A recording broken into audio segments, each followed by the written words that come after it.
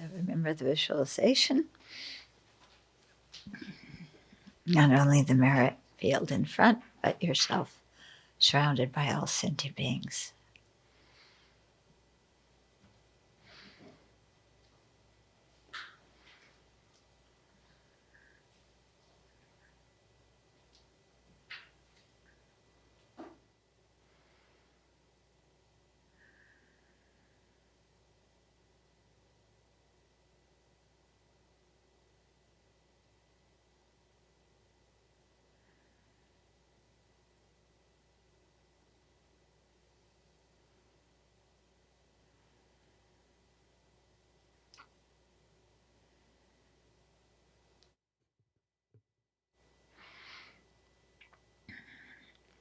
So let's cultivate our motivation and remember that sentient beings are not our enemies.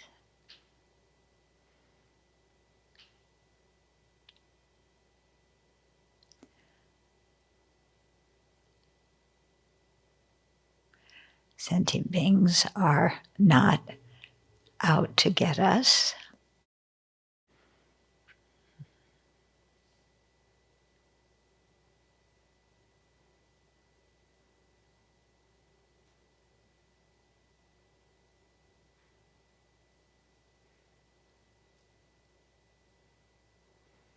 And when we have problems, the principal cause is our previous karma,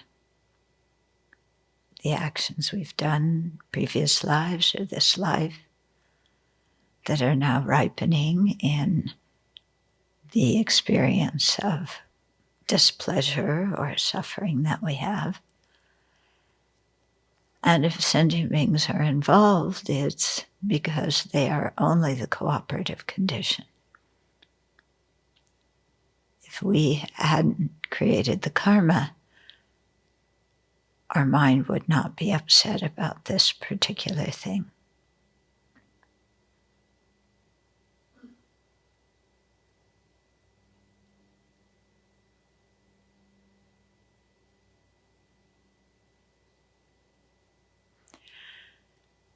So in that way, let go of any animosity towards others, any fear of them,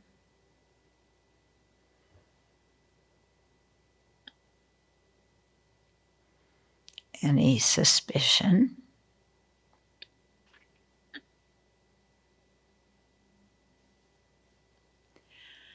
And instead, work on creating realistic perspectives, realistic ways of looking at situations and at other sentient beings.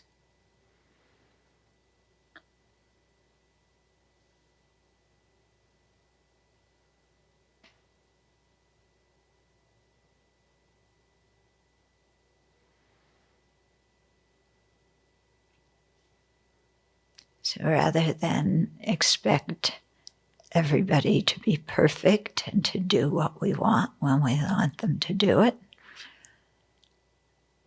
let's recall that they're overwhelmed by afflictions.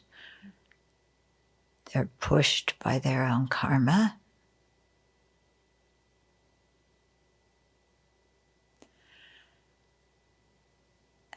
And so have compassion for them, because even though they want happiness, just like us, they create the cause for misery.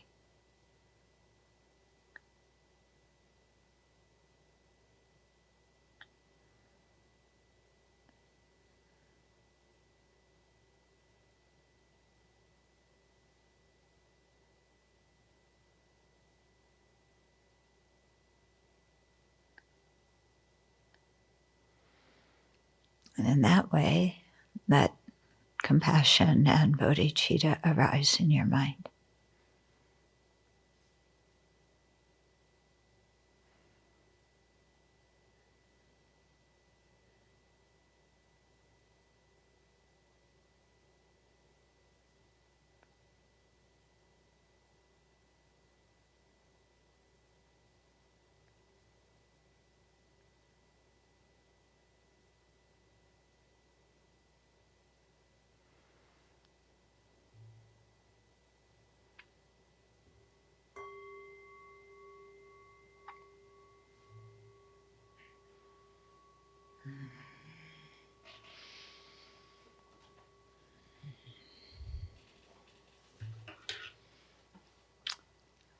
Okay, so we've been on the chapter 8 on meditation.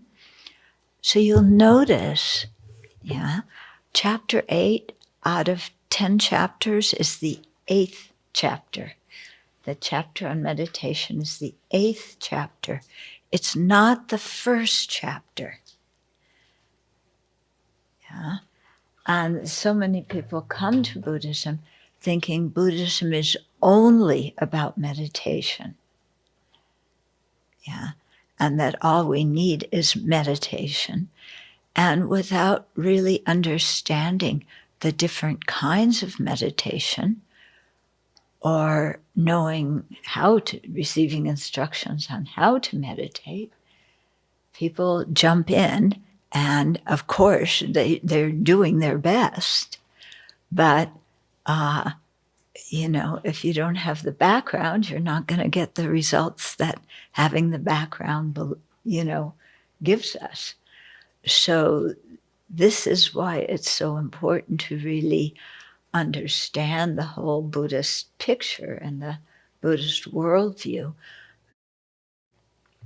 And when when the Buddha spoke about learning the Dharma, he talked about first, they said hearing, because at that time, they didn't have video machines and stuff like that.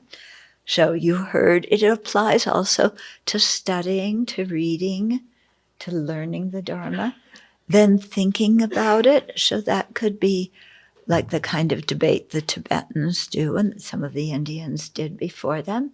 It could be discussion with our Dharma friends. And then meditation, where you really focus the mind on the conclusions that you've come to after learning and thinking about or reflecting on the Dharma. So meditation is not just about emptying the mind of all thoughts. It's quite important because this seems to be one of the prominent ideas. It started out, I remember decades ago, yes, meditation, just get rid of all your thoughts. And that wrong thought hasn't, gone down the dump yet, despite all the years of, Buddhism being taught and other spiritual traditions being taught. And so people still thinking just get rid of all ideas and then have concentration, and then you just, you abide in bliss. And you sit there. So often people, it is kind of like with ordination, the people who have ordination fever. And so I said, I got to ordain. So I asked them, what are you going to do the day after you ordain? Because they've set the ordination as, their goal. Then what do? You've met that goal. Then what? What are you going to do? So same thing, people who are new, who say, I'm going to develop single point concentration. I want to have the bliss. Okay, what are you going to do the day after you have that? It's a skill that doesn't belong just to Buddhists. Other spiritual traditions, teach concentration as well. So you get that, then what are you going to do? You can concentrate. What are you going to put your mind on? How are you going to use it? Okay, so here we can see, the first 7 chapters that Shantideva taught, they're not only the prelude to generating single-pointedness, but they're also what you want to focus on after you have, because these are the ideas that the Buddha taught and the qualities that the Buddha emphasized. It's important for us to develop, and the more we can concentrate, the better we can develop these things. But we have to learn something about the Dharma first. Okay? So this is really quite important, I think, and I really see the importance more as time goes on. Yeah, I think especially what really did it for me was when I read the story about the rabbi who was doing Zen meditation and came out of a Zen retreat with more conviction in the existence of God. Yeah. Now, if you're doing Buddhist meditation, you're not going to come out with that conviction. That's not something the Buddha taught, that the Buddha found helpful, that he wants us to realize. Okay. So, so what you go into single-pointed meditation with, your view of the world, is going to influence, what you come out with. Yeah. And we even have the example of Milarepa, who developed single-pointedness before he met his guru Marpa, and he used it to kill people. Yeah, so it's not just like, let's develop single-pointedness and then we've got everything. We want to develop the qualities that the Buddha is talking about. Yeah, and that's why studying these texts is so important. So we know what the qualities are. We know what the correct view of reality is. So then when we meditate, we can reinforce that. Yeah. So we don't need to jump around and do, 500,000 different deity practices. Yeah, that's not the point. The point is to generate the qualities in our mind. The deity practices can help us do that. But again, the Tibetans, or no, who was it that said this? Maybe somebody else remembers, that the Indians, no, the Tibetans have lots of deities and actualize none, but the Indians, or the real practitioners, have focused on one deity and actualize that one. Okay? So it's not about collecting initiations. It's not about collecting deity retreats. Yeah. It's easy to, comparatively easy to sit there and visualize a deity and say mantra. Okay, but developing the qualities by training the mind in the steps to develop the qualities, that's, it takes a bit more effort, yeah, than just saying Om Mani Padme Hum. Yeah. Of course, saying Om Mani Padme Hum helps. And Lama Yeshe once in support of saying the mantra, said, even you don't want to develop compassion. If you say that mantra a lot, you'll develop compassion. I don't think he meant it as that was the only cause for developing compassion. Yeah, that's not it. But it's definitely something that helps the mind. And of course, saying mantra keeps our mind busy on saying something that's constructive instead of, this person disappointed me, this person won't talk to me, this person stabbed me behind the back, this person disappointed me, this person stabbed me behind the back, this person, that mantra. So that one, it's easy, we should abandon and instead say, Om Mani Padme Hum or Om Vatsana Di. Yeah. But the point is really to transform the mind. Yeah. So I heard in EML, people really started thinking about what does it mean to practice the Dharma, and transforming your mind is what it means. Yeah. And that's something that happens within yourself. Nobody else can see that. So people can see your external behavior. So if you're transforming your mind well, there will be some good change in your behavior. Yeah. But we can always fake it. We're very good at faking it and pretending to be good practitioners. So just the external behavior isn't really the full criteria, okay? And so that's why it's important that we learn how to evaluate our own actions and what's going on in our own mind. Yeah. Because we're the only one, besides the Buddhas and Bodhisattvas who really understand that. Okay?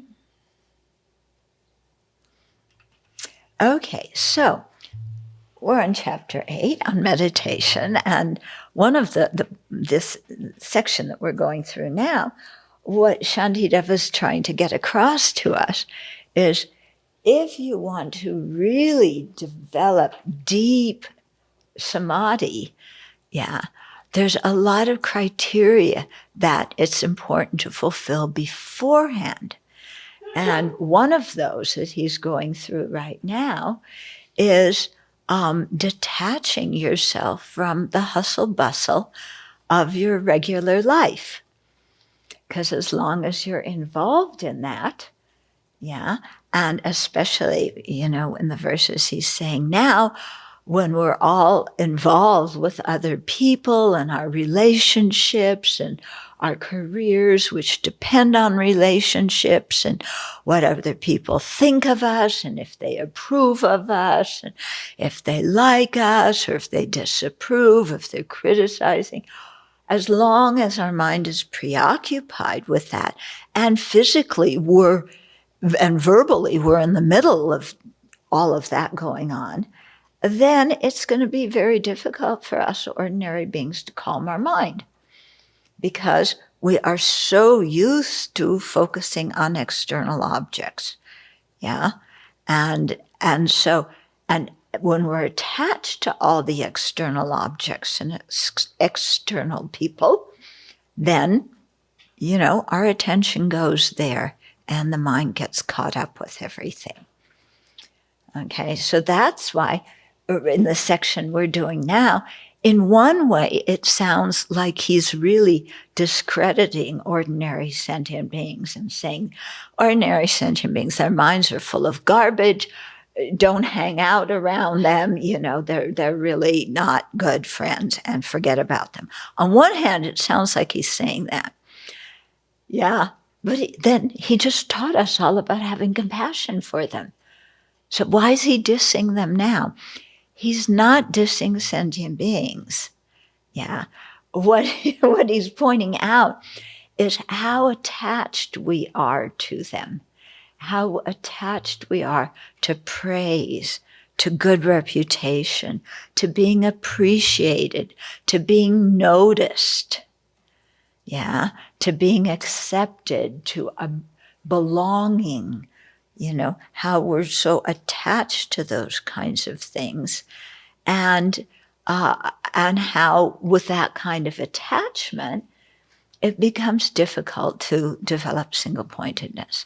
Now, surely the first 7 chapters help us to start detaching from those things. And especially when he starts out the first chapter, he's talking about all the good qualities of bodhicitta. So what he's doing, starting out from the beginning, what's he selling us? Bodhicitta, bodhicitta, bodhicitta, okay? And so he's saying, put your mind on bodhicitta. This is very important if you want to be a Mahayana practitioner. And if you want to work for the benefit of sentient beings and attain full awakening, bodhicitta is the key. It's the differentiating factor in the Mahayana, that you don't have in the Shravaka vehicle or the solitary realizer vehicle. Okay? So, we're trying to learn those qualities and develop them. And then here we're at the point where maybe we can start developing some single-pointedness.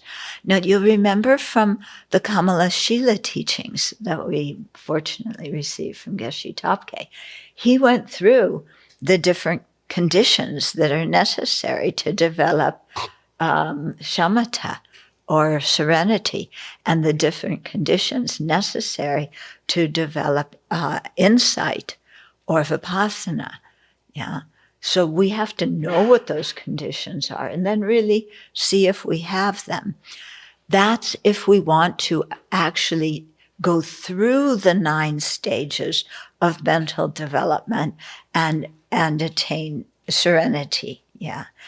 But for us, it's much more realistic. Just work at, getting our mind a little bit more stable, having less distraction in our meditation. But with an active life, if you actually read the conditions, the preconditions for developing shamatha, and then check out if you have them. And, there's many of them, abiding in a quiet place. Yeah. So if you're living in the middle of the city near the highway, yeah, are you living in a quiet place? When you go to your job and, and you have a social life and you're going out with people and you have family obligations, yeah, are you going to have the ability to develop single-pointedness? No. So develop, strengthen your concentration. But, I would advise against making that the focus of your practice, especially at the beginning. And when I say beginning, I don't mean the first few weeks of learning the Dharma. Okay. It's more like the first few eons of learning, or at least the first few lifetimes. Yeah. So beginning doesn't just mean, today I'm a beginner, tomorrow but to really, work on these things over time without having a lot of fancy expectations. Mm-hmm. Okay. So he does sell us on bodhicitta, and that's a good thing to be sold on. Used cars, no. Even new cars, no. We don't need to be sold on those things. Okay. Yeah. But having somebody point out the benefits of bodhicitta to us, so in our mind we say, I want that. But it's not an external thing we can go like that. It's internal, something that we have to develop ourselves. Okay? But developing that kind of appreciation and respect and admiration for bodhicitta, then, that will really motivate us to do the practice to develop it. Okay? So, to review a couple of verses before we stopped last time, because these verses are very potent. Yeah, we often go to extremes. Need I say that again? But it's important to say that again because we do. So one extreme is, oh, I love bodhicitta, so now I'm going to be the busiest of the busy and I'm going to help everybody and I'm starting 5 new projects and I'm helping everybody do this and do that and I have my fingers in everything and I know what's ever going on with everybody and I'm trying to get them all to practice bodhicitta and become awakening. So that's one extreme. Yeah. Meanwhile, our own mind is totally scattered. Yeah. The other extreme is, Shantideva's pointing out the disadvantages of all of that. So now I'm just gonna, I'm gonna go build a little hut somewhere. Let's see, maybe up the mountains. Oh no, I'll go live in the forest. Yeah, because he's talking here about living in the forest and how peaceful it is and being with the animals instead of all these other human beings who are so crazy. So I'm going to go live in the forest. Yeah, right out there on the other side of the excavator. Yeah. Most of you know the story of we had one monk here who wanted to live in the forest, and that didn't last so long. He had a hammock. He didn't want to sleep in the ground, So he had a hammock, but then he heard all sorts of strange noises, like crickets. And that kind of, he got freaked out and came back. And then he told me he was going to do we went to a monastic gathering, and he told me after that he was going to do a forest retreat, because the retreat center was where we were at was in the forest. And then I found out after 2 days he had changed his mind. I don't know if he had changed it or made it up beforehand, but he had decided to do a city retreat. So he was going with his alms bowl and sitting in front of Safeway. Yeah. And then he sent one picture, I don't know, Safeway or some market, and he's sitting there like this, and all the people are going by. Yeah. So, forest retreat checkup. Okay. It sounds so romantic, doesn't it? And even, in Thailand, it's called the forest tradition. But for over 100 years, the Thai government has been chopping down the forest. So the monks don't wander in the forest in the same way they used to for centuries. Yeah. So, okay. But you can wander in our forest. Yeah. Yeah. He also wanted to come here for lunch. Yeah, he came to the door with his alms bowl to collect lunch. He didn't want to be on the lunch rota, but yeah, smart guy, huh? Yeah. Except the crickets did him in. I don't know if it was the crickets. It might have been. I don't know. Our forest is actually pretty quiet. Maybe it was the birds chirping. Yeah.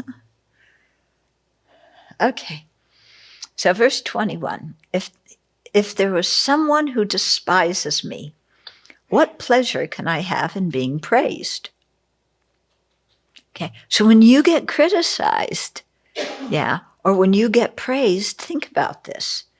Or actually, when you get praised and you're in the process of getting a little bit, I'm so good, then think, if there's somebody who despises me, and there always is somebody.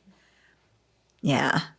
And where are you going to go where everybody likes you and nobody doesn't like you?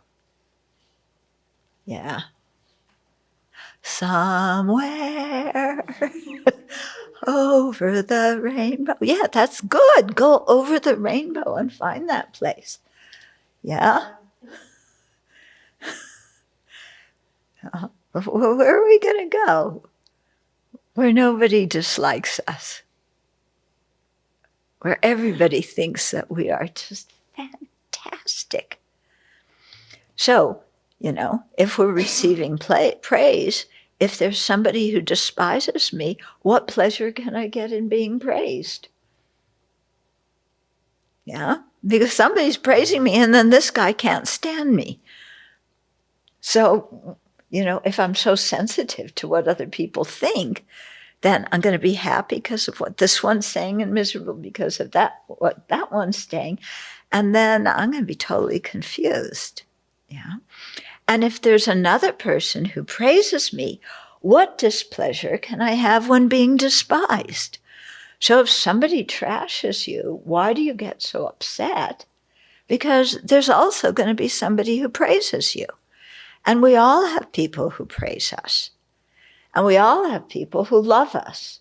So when you're sitting there feeling sorry for yourself because nobody loves you, that's baloney. That's total baloney. Because everybody has people who love them. everybody. Yeah. Sometimes we can't see it. Sometimes we block it, but it's there. Okay. So given that, then why do we get so unhappy when some people don't like us? Yeah. Oh, because if they criticize me, it means I'm bad. It's going to ruin my reputation. They're going to spread it around like COVID, and then everybody won't like me. And if nobody likes me, then what's the purpose of my life? Because the purpose of my life is a popularity contest. I'm still in high school. Yeah? Wasn't that your main purpose in high school? To have people like you? To fit in? Yeah? To make sure your hair was done exactly the way it was supposed to be, and your clothes looked just like everybody else's, and where you were an individual but in a very conforming way. Yeah, so that everybody likes us. And I thought we were supposed to grow out of that. Oh, we haven't. It's high school forever. Oh, God. Do you want to have your high school mind forever? One person said to me, one of his chief motivations for getting out of samsara is he doesn't want to go through adolescence again. Yeah? You want to go through high school again? Oh, God. Yeah? Adolescence, the craziness. We were all a little bit crazy during adolescence, weren't we? I was really good for a while. I was like the ideal child, Susie cream cheese.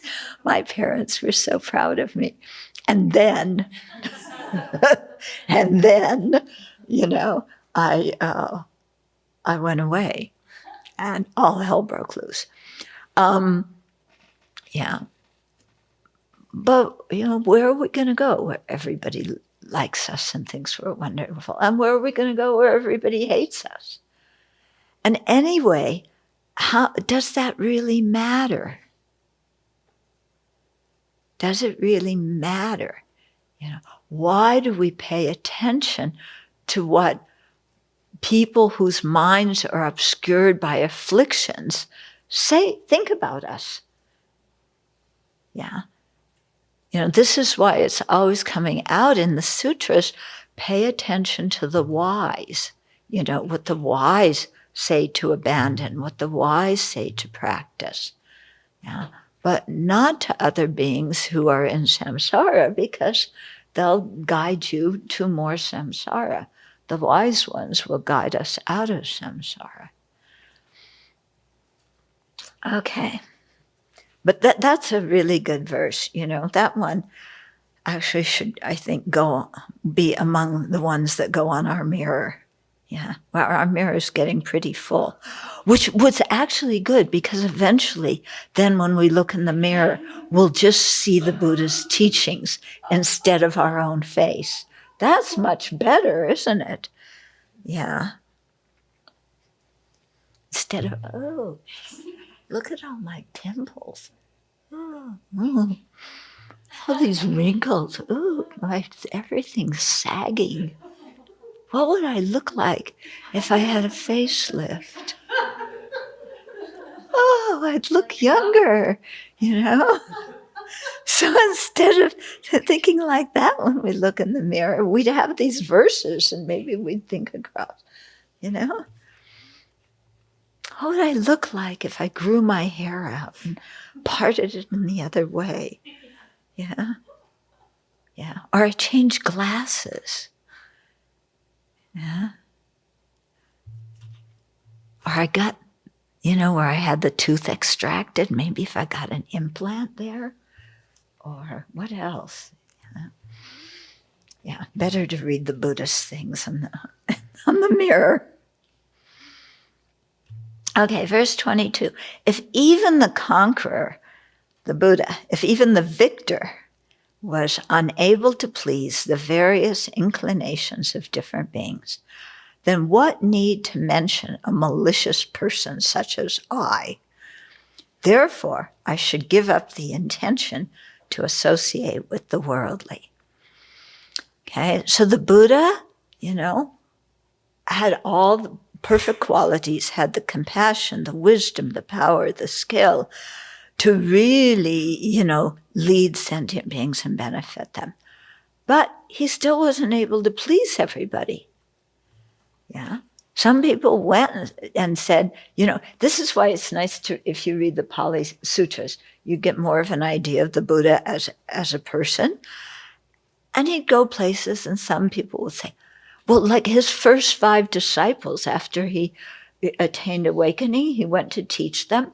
When they saw him coming, they said, oh, there's that guy, that flake. We were all doing ascetic practices, and he quit, and he's such a softy and a flake. And when he comes, we're not going to offer him a seat. We're not going to give him any water, no chocolate for him, and just ignore him. Yeah? So people said that about the Buddha.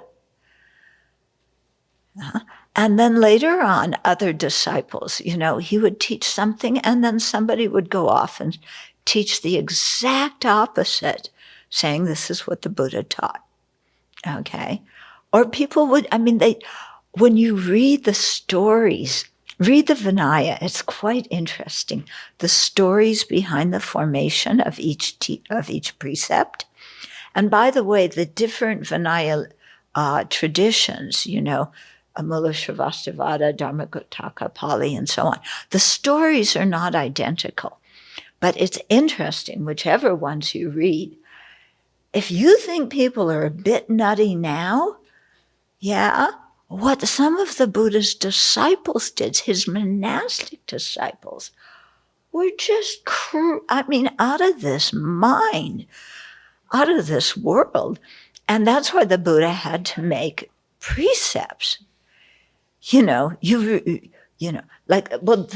sexual one, he went back, and because his parents wanted, he was a monk, but his parents wanted a male heir because in the Indian culture, the son or grandson is supposed to do all the funeral rites and so on when the parents or grandparents die. So his parents, he was the only child. They wanted somebody to do all these rites when they died.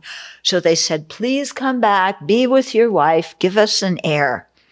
So he thought, for the benefit of my parents, to benefit sentient beings, they really want me to do this. So he went back and he slept with his wife, and the wife had a baby boy, and the parents were happy. When the Buddha heard about that, he said, are you thinking clearly? Is this proper behavior? Okay, so he made a precept of celibacy. That's understandable. This guy, because we do stupid things motivated by our own personal selfish version of compassion. Okay? We call it compassion, but it's actually a way to alleviate guilt. Okay, so we do that. We can understand. Then you keep reading the stories. And there's one monk, who's practicing in solitude and, meditating and everything. And after lunch, some monkeys come around and he shares his leftover food, in particular with one lady monkey. Okay. I don't know. She was a monkey, I think maybe a gorilla, maybe an orangutan. I don't know, because monkeys are pretty small. Anyway. Not in Dharamshala. Well, yeah, but what he did to this monkey, anyway, So what happened is, this is going on for a while. And then somebody sees what's happening is he gives the lady monkey some food and then he has sex with her. Yeah. And then that gets reported to the Buddha. Okay. So you think the first guy was a little bit off? This guy, what? You're having sex with a monkey? You are really desperate, And, okay. Yeah. So then the Buddha says, not even with animals. That's written in the precept. Then some time goes on. Then there's a story of another one of his monks who goes and has sex with a corpse. You thought the monkey was bad enough, but with a corpse? Okay, so it's just giving you some idea of what the Buddha had to deal with. Yeah, he teaches these people, and then they do like that. Yeah, and so this is how the different precepts got made, because sometimes, okay, so this is why it's pay attention to the advice of the wise and don't get involved with the worldly people, because they means well, dear, but they don't have the correct view. And so they want you to be happy in this life. Yeah. And they're not thinking about the karma that you create and how you spend your time, and that the time of death is indefinite. They don't think about that. Yeah. Okay. So even if the Buddha was unable to please all these different beings, okay, then what need to mention a malicious person like me? So the Buddha was kind and compassionate. Are we kind and compassionate? No malice, no grudge holding, yeah, no competition that wants to put somebody else down and make ourselves the champ. Okay, so, if people criticize the Buddha, of course they're going to criticize us. Yeah, and so therefore, give up the intention to associate with worldly people who, will lead us into that misbehavior. That takes us right down the slippery slope. Okay, verse 23. They scorn those who have no material gain and say bad things about those who do. How can they, who by nature are so hard to get along with, ever derive any pleasure from me? Okay, so worldly beings. Yeah, what do they think about poor people? Blech, especially in this country. If you're poor, you better just get to it and pick yourself up by your own bootstraps, even you don't have any boots. If you're poor, it means something wrong with you. If you're poor, it means you're criminal. Yeah. I mean, it's really a very, very bad view. Yeah. So they scorn those who have material gain. Yeah, that's what happens in this country. Yeah. And that's why they don't feel that the people who are impoverished in this country deserve any governmental help, because people don't want to give their taxes to give food to somebody who's a welfare queen or welfare king, and just taking advantage of the system. So they think everybody's like that. Of course they aren't. People do their best. And especially situations with single mothers. Yeah, you're expecting them to work full time plus bring up their children. Yeah, with nobody else in the home to help with the rent and help take care of the kids. I mean, come on. Okay, so they scorn those who have no material gain. And they say bad things about those who do. So people who are really rich, everybody likes to criticize. How did you get your wealth? So people might admire Donnie's wealth, but he got it from his daddy. He didn't really earn it himself. So they, say things like that. Yeah. So, if you don't have money, they criticize you. If you have money, they criticize you. Okay. So how can these people who are by nature so hard to get along with, if whatever you do, they criticize you? If you don't do well in school, they criticize you. They think you're stupid. If you do well in school, they think you cheat, or they're jealous of you. Yeah? It's the same way with everything, isn't it? Yeah. So sentient beings are difficult to get along with, yeah, because they compete. They're jealous. They're arrogant. Yeah, they want to be first, but they, what is it? Somebody said to me, I want to look responsible, but I don't want to be responsible. Okay, so we want to look good, but we don't want to really create the causes for it. So we're hard to get, worldly beings are hard to get along with. And whatever you do, they're not going to be satisfied. Yeah, I really saw this when I wanted to ordain, and my parents were so unhappy. And I thought, if I just continued the way I was living and led the life that they want me to live, they still wouldn't be happy. They still wouldn't be. Yeah.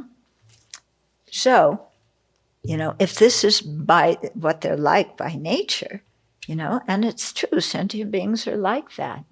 Even our cats, our spoiled cats. You can't get more pampered than our cats, who are weighted on hand and foot. Yeah. Yeah, they're definitely pampered. Are they ever satisfied? No. Give me upeka, equanimity. Mr. Equanimity is the most unsatisfied. No matter how much food you give him, he says, I'm starved.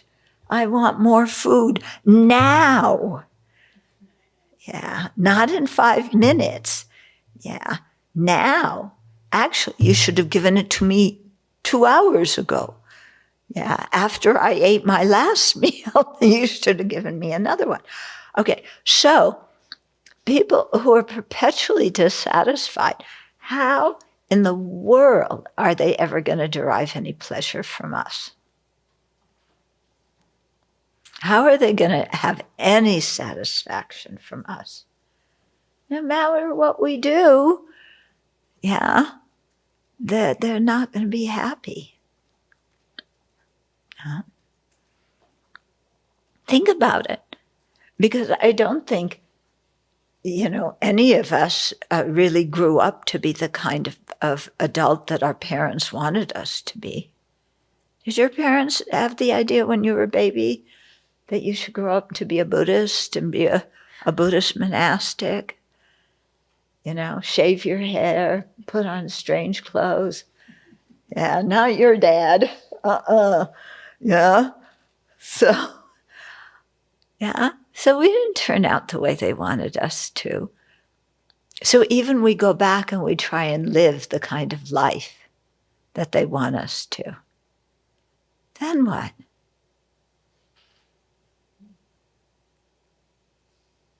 Yeah, then what? Are they going to be happy? Are we going to be happy? Is anybody going to be happy? I realized that if I didn't ordain and I kept living the way I was living, I was going to make a mess, not only of my life, but of other people's lives as well.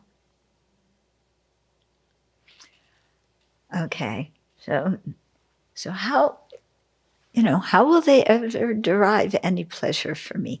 So this gets us to really, that mind that thinks that we are needed and we are so important. And if we aren't there with the people who care about us, their lives are going to fall apart. Yeah. Then this is asking us, are their lives really going to fall apart if we aren't there? Yeah. Is it that if we aren't there, they're going to be always unhappy? Okay. So I'm not saying to just, say, kind of, you have 2 broken legs, but you're never going to be happy if I go back and take care of you. I'm not saying that, but to just think, if what really is beneficial in the long term, because the short-term benefit, it's there and it's gone, isn't it? Yeah. Verse 24. It has been said by the Tathagatas that one should not befriend the childish, because unless they get their own way, these children are never happy. Okay, he happens to be talking about us there. Of course, the verse is getting us to think about other people and how childish they are. But he's also talking about us. Because unless they get their own way, these children are never happy. Okay? So we have all sorts of suggestions about how the Abbey should be run. Don't we? And we aren't happy when we make these suggestions. Yeah? That there's dirt on the walls, so we should wash the walls every day so there's no dirt on the wall. Yeah, I think that's an incredible, important thing for the Abbey that we should do. Are we ever going to be happy even everybody washes the wall every day? Yeah. When I was doing I have to walk every morning. So in the winter when I walk up and downstairs, there's dirt all over that floor. You people, you go in the foyer and you don't do like this with your shoes to take all the dirt off of them. So when you walk around Kuan Yin, you should have clean shoes. What do? You track in flakes from the wood, and you track in remnants of turkey poop, and you track in little bits of your Kleenex, or you drop a whole used Kleenex in the middle, and I have to pick it up when I'm walking. And then there's even a mark on the floor that's permanent that I tried to get out and it won't come out. And somebody else did that. It's like, who do you think you are coming into the foyer and bringing all that dirt with you? Yeah, everybody should, wipe their feet for 30 seconds. I'm going to put a timer out there and you have to wipe your feet for 30 seconds and take off your shoes. Yeah. And then tiptoe in here. I don't want to hear one peep out of you because I'm meditating in the meditation hall. And if you make noise downstairs here, it disturbs my meditation because I have such good hearing. So I don't want to hear any noise downstairs. Yeah. Then everybody does exactly what you want. Are you going to be happy, satisfied, pleased? No. You'll find something else to complain about. Why? Because we have the nature of being dissatisfied and complaining. Yeah. I mean, that's my favorite hobby. I complain. And I've told you before, if you ever need somebody to have an opinion, if you ever need somebody to complain, come to me. I can give you opinions like this. I can give you complaints even quicker. Okay. So, how are people like me with that kind of mind ever going to be happy? Impossible. So, if I'm somebody, who wants to develop, meditative concentration, if I'm trying to if what's important to me is that other people like me and honor me and respect me and appreciate me, how am I ever going to get that? When sentient beings, by their own nature, because unless they get their own way, these children are never happy. How are they ever going to be happy with me? Yeah, impossible. So, if that's the case, why do I run around trying to be, either the one who, the people pleaser in chief, or Mr. or Ms. Fix-It, because I'm going to fix all their problems? Now, why am I spending my time trying to get people to like me? Okay. Now, somebody's going to say, does that mean that we don't care at all about other sentient beings? No, that's not what he's saying. He's not saying don't care about sentient beings. Because what did he do the first 7 chapters? He said care about sentient beings.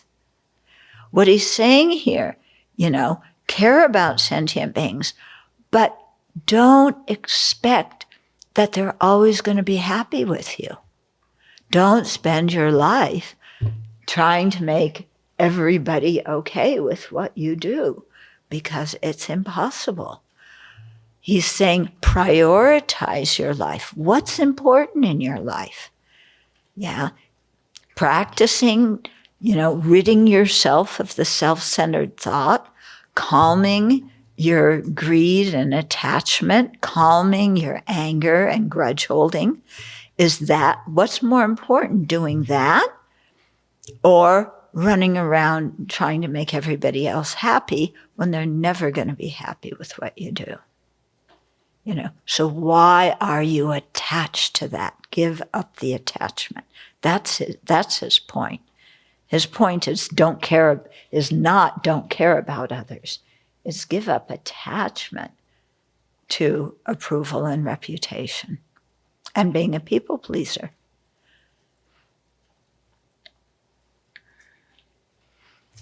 We need to do that people pleasing skit again. Yeah, it's a good one. Okay, verse 25. When shall I come to dwell in forests, amongst the deer, the birds, and the trees,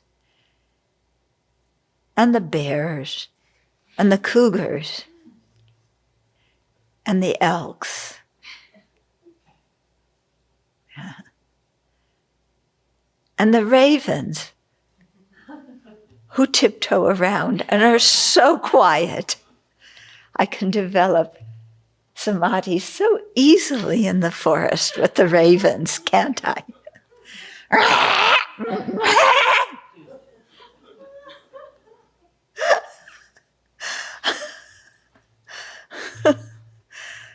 They're really a trip, aren't they?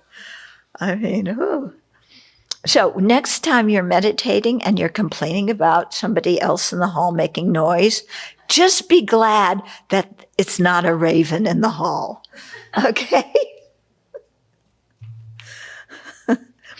When shall I come to dwell in forests, amongst the deer, the birds, and the trees, that say nothing unpleasant, and are delightful to associate with? Oh, especially the turkeys. They're so lovely to associate with. Yeah, just wait until the winter time is here. We had 60 turkeys here one winter. 60 turkeys. You could not walk anywhere. You had to tiptoe on every path you were on. Okay. Who are delightful to associate with. Well, just be glad they weren't bears, instead of they're just turkeys. And they're so cute, the baby turkeys. Yeah. It's when they grow up and their poop is bigger. Yeah. Small poop is okay. Big poop, okay. Okay, when dwelling in caves, in empty shrines, and at the feet of trees, never look back, cultivate detachment. Okay, so he's saying never look back at all the hubbub in society. And like right now, good, how, with the polarization in the country, everybody is so hyped up about things. And especially since Monday, when the FBI, served a search warrant on Mar-a-Lago. Oh my God, everybody, especially the Republicans, just going totally crazy. And then all the other people saying, but, Michael Cohen was great. Remember Michael Cohen? He was Trump's. You don't remember Michael Cohen? He was a nice Jewish boy.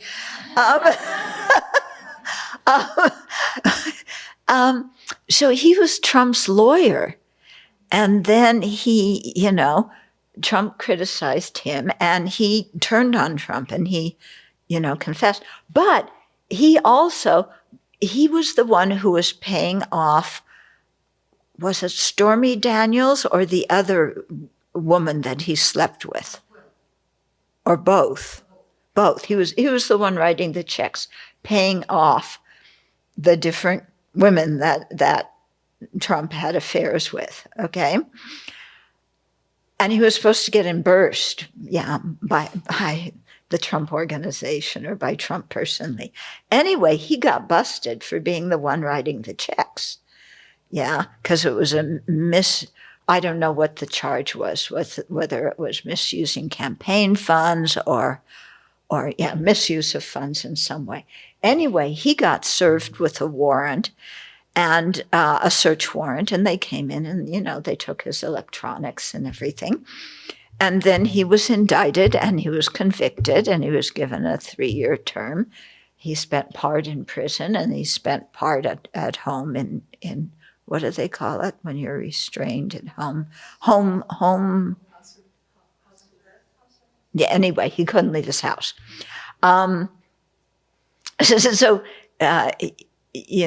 He was even commenting that all this craziness, because Trump said, the feds raided his house, they are occupying his house, and and just going through his stuff without any concern for anything. And he's afraid they're planting evidence there. So Michael Cohen said, no, that's not what happens when they serve a warrant. They come in, they give you the warrant, you read it, you open the door, they look at everything they need to look at and they leave, and they're not raiding your house and they're not snooping around into everything. And he said, I should know. Yeah. But anyway, it's just the news these days is totally nuts about this. Yeah. And of course, Trump is using it, because his whole thing is I'm persecuted. Yeah. Everybody's against me, it's the Democrats' fault. Yeah, they're using the Democrats are politicizing the Justice Department as if he didn't, to get rid of him, and they failed. They tried to impeach him twice. They couldn't do that. The Mueller report, they tried to get him for that. They couldn't do it. So now, they're weaponizing the Justice Department to try and prevent him from being president again. So he's the one actually politicizing the whole thing. But so everybody's up in arms and, anyway, yeah, what's his name? Kevin McCarthy said, wait until, if we take back the House, we're going to open a search about Merrick Garland, the Attorney General, because what he's doing is illegal and we're going to get him. So you just beware. It's craziness. So what I'm not talking politics. I'm talking here, when he's saying that when can I live in forest and at least with the animals? Okay, they may poop, they may make some noise. Okay, but they're more delightful to associate with than all this, craziness that you are exposed to nowadays in the news. Yeah. Okay. So in this verse, so he says, never look back, cultivate detachment. Yeah, don't get involved in all this stuff. Yeah, so don't let the news rattle you. Yeah, be aware of what's happening. Yeah, know, what is important to pay attention to, what isn't, what preparations you need to make for various things. But don't let your mind get all bonkers where, your whole life is like, I gotta get more information. What did they really do? What were they looking for? How many boxes did they take out of his house? Just relax. Yeah. Okay. Never look back, cultivate detachment. Verse 27, when shall I come to dwell in places not clung to as mine? Which are by nature wide and open, and where I may behave as I wish without attachment. Okay, let's focus on the couplets first. When shall I come to dwell in places not clung to as mine? Okay, where I dwell, I don't have my room, my bed, my mattress, my blanket, my pillow, my robes.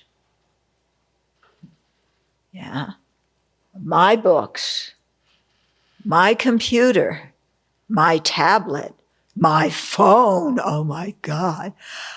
Yeah. My glasses, my hearing aids.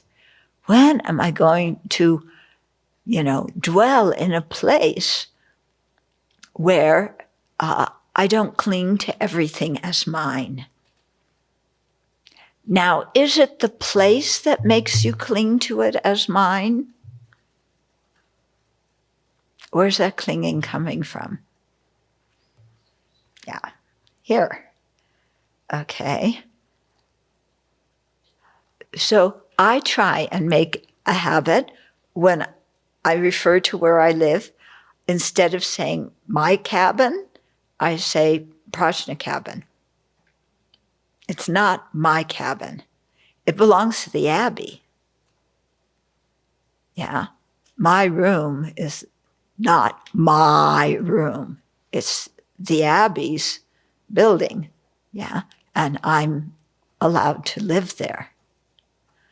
Okay. My computer actually belongs to the Abbey. Yeah. So as monastics, we're allowed to own 13 items. Okay. So your 3 robes, nuns have 5. Yeah. A needle and thread. Yeah. To sew your robes with. A strainer to make sure that you don't drink water with bugs in it. And, a bathing cloth. Yeah. So a lot of these things are not things that we need nowadays. Yeah. But those are the things that we are, according to Vinaya, allowed to actually say they're mine. Even a change of clothes. Remember, they're not mine. We have to have shared ownership with somebody else for them.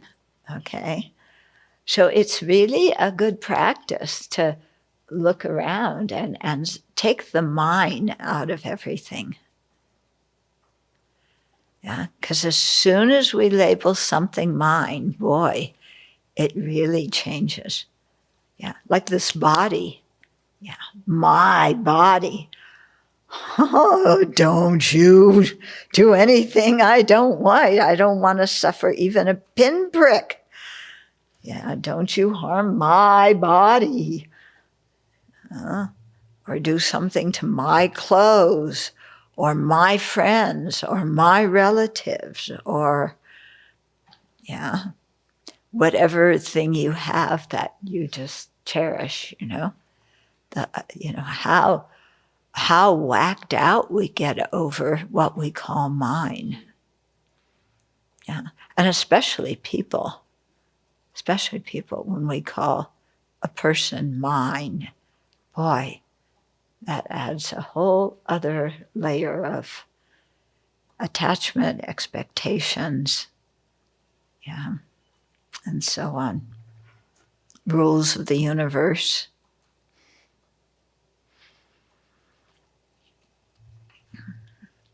Okay, and then the second 2 lines, places which are by nature wide and open. We live in such a place. We're quite fortunate. And where I may behave as I wish without attachment. Okay, we like to cut out the last 2 words. And where I may behave as I wish. Yeah? Without attachment. Okay. So this doesn't mean live in a place where I can do whatever I want at any time I want to whoever or whatever I want. It doesn't mean that is freedom. I mean, when that mind is not free, is it? That mind's completely under the control of craving and clinging. It's not free. Okay? So we may behave as we wish and do what we want, and we're prisoners. Yeah, we're prisoners of our own mind. When shall I come to live without fear, having just an alms bowl and a few odd things, like a computer and a smartphone and a tablet and a television and a washing machine and a dishwasher and a generator. Yeah. Wearing clothes not wanted by anyone because they've worn them once and given them to Goodwill after that. And not even having to hide this body, except if I don't wear clothes, then all the ticks and the thorns and the burrs and everything. Okay. So, but it's what he's getting at here, is when shall I come to live without fear and to look at our lives and how much fear and anxiety we have now. Yeah. Will I have enough food? Will I have a place to live? Will I have clothes? You know, will the, all the right-wing people come up here? Yeah. Well, if they do, then we'll do what Master Hua did. We'll invite them to come and sit down and have some tea. He gave them hot, cold drinks because it was a hot day when they came to protest outside his monastery. Yeah, so, but to have a mind that doesn't worry so much about everything, that's not trying to plan everything. Those lines in the parting from the four clingings are very potent, aren't they? About how we plan for so much in our lives. And then even at the time of death, we're still planning. Yeah. So he doesn't mean don't make plans. He's saying don't be obsessed with trying to plug all the holes in the dike. Yeah. Because, you're always in free flow. So just relax, do what you need to do, but don't worry so much about everything. Because what we worry about is often a big waste of time. It doesn't happen. Yeah. Okay. So when shall I come to live without fear? The more attachment we have, the more fear we have. Yeah, the more attachment we have, especially to predictability, the more anxious we are. Having just an alms bowl and a few odd things. Yeah, so having our bowl and what we need to stay alive. Wearing clothes not wanted by anyone. At the time of the Buddha, all the clothes were made. It was very difficult to get material then. It's not like now where India has gorgeous material and there's plenty of shops. It was very difficult to get material for clothes then. So the Sangha picked up bits of, torn off cloth that was lying by the wayside, or they went to the cemeteries and took the shrouds off of the corpses and used that. So they didn't have new clothes, and they didn't have stuff that was made especially for them. And that's why the robes have so many patches in them. Yeah, but our patches are all the same color because we got a whole piece of cloth and then tore it up to make it look like patches. They just had different pieces of cloth, some thick, some thin. It all got stitched together, and that was good enough. Okay, wearing clothes not wanted by anyone and not even having to hide this body. So not being so fretting and worrying about this body. Yeah. Okay. So let's stop here. There might be a few questions, and then next verse, that verse was a lead-in into attachment to the body, so he's gonna talk a bit about that now. Okay, let's dedicate then.